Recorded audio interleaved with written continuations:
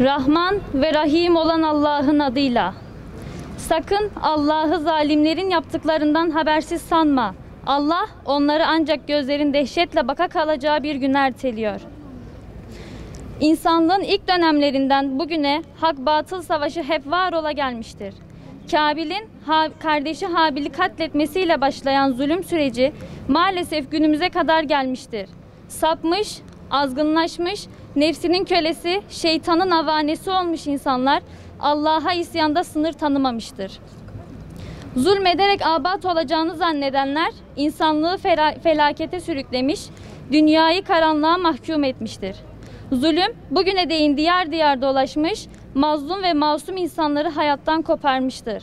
Ve maalesef yüzyıllardır devam eden bu süreçte mustazaflar ezilmeye devam etmektedir.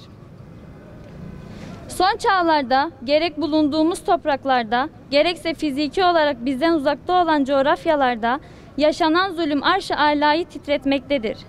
Farklı coğrafyalarda güçlüler zayıfları sömürmeye, köleleştirmeye devam ederken bu zulme direnen iman ehli Müslümanlar da hedef tahtasına oturtulmuştur. İslam zulme direnişin kaynağıdır ve mümin de bu mücadelenin neferidir. Bu sebeple müminler dünya müstekbirlerinin hedefi olmaktadır. Zulme direnişin adı İslam olduğu hakikati müstekbirleri tedirgin etmekte. Zulüm ve baskılarını arttırmaktadırlar. Bugün zulüm neredeyse bütün İslam coğrafyasında sürmektedir. Mısır'da yaşanan bunun en bariz örneğidir. Junta rejimine karşı durdukları, mazlumların yanında yer aldıkları ve gasp edilmiş haklarını aradıkları için binlerce Müslüman zindanlara hapsedilmiştir. Mısır zindanlarında en kötü koşullarda hayata tutunmaya çalışan Müslüman kardeşlerimiz işkencelerden geçirilmekte, idam kararlarıyla dar ağaçlarına çıkarılmaktadır. Mısır'ın seçilmiş ilk Cumhurbaşkanı Muhammed Mursi'nin Junta Mahkemesi'nde şehit oluşu dahi yaşanan zulmün boyutlarını göstermektedir. Gençliğinin baharındaki fidanlar gibi piri faniler dahi idam sehpalarına çıkarılmaktadır. Maalesef Mısır'dan yeni idam kararları gelmeye devam etmektedir. İhvan-ı Müslim'in yöneticilerinden Muhammed el-Biltaci ve yine Müslüman kardeşler liderlerinden Saffet Hicazi'nin de aralarında olduğu 12 kişi hakkında daha önce verilen idam kararı 14 Haziran'da onandı. Haksız ve hukuksuz olan bu kararın uygulanmasının önüne geçmek için tüm Müslümanlara büyük bir sorumluluk düşmektedir.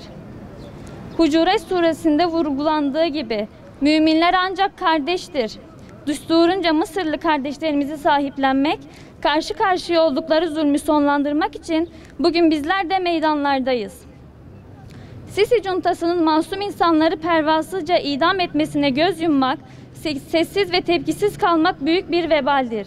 Başta İslam ülkelerinin idarecileri olmak üzere dünya kamuoyunun Mısır'daki idamlara karşı dur deme vakti gelmiş, geçmiştir bile. Sisi Cuntası'nın sınırları fazlasıyla aşan zulmüne karşı var olan sessizlik kabul edilir değildir. Batılı emperyal devletlerin bu idamları desteklediği için onlardan bir beklentimiz zaten yoktur. Ancak İslam ülkelerini idare eden yöneticilerin sessizliği, hiçbir şey olmuyormuş gibi davranmasının izah edilecek bir tarafı da yoktur. Bu bağlamda Arap Konseyi'nin idamların durdurulması için yaptığı çağrıyı olumlu bir gelişme olarak görmekteyiz. Aynı tepkiyi İslam İşbirliği Teşkilatı ve Arap Birliği gibi kuruluşlar da vermeli, Mısır rejimi üzerinde baskı artırılmalıdır. Son aylarda gündeme gelen Türkiye-Mısır arasındaki normalleşme süreci bir kez daha değerlendirilmelidir. Türkiye, mazlumların diplomatik ilişkilere kurban edilmesine müsaade etmemelidir. Bu nedenle sessizliğini bozmalıdır. Mısır'daki darbe sürecinde takdir edilecek tavır alan Türkiye'nin hakkında idam kararı verilen 12 masumun konjektüre kurban gitmesine izin vermesi unutulmayacaktır. Bu nedenle idam kararlarının geri alınması için gereken tüm baskı oluşturulmalıdır. Mısır'daki idam kararları uluslararası toplumu harekete geçirmelidir. İnsan hakları kuruluşları zulme sessiz kalmamalı, faaliyet gösterdikleri ülkelerin yöneticilerine baskı kurmalıdır. İdamların infazının engellenmesi için tüm erkler elinden geleni yapmalıdır. Şu bilinmelidir ki baskı ve zulümlerin her geçen gün daha da büyümesi, başta Mısır olmak üzere bölgeye yansımaları çok daha kötü olacaktır.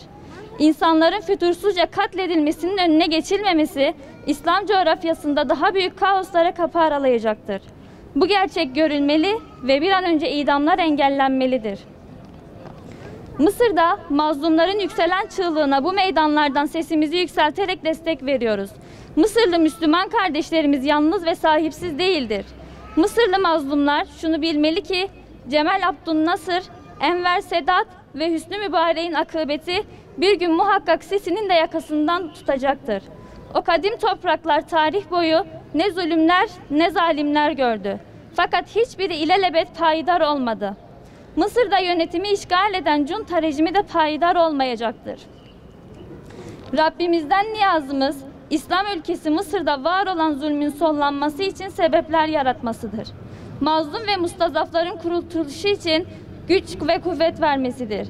Davamızın sonu Allah'a hamd etmektir. Muhammed Mursi Cennette! Ebu El Kasimi Cennette! Mahmud El Ahmedi Cennette! Esma Bil Tikai Cennette!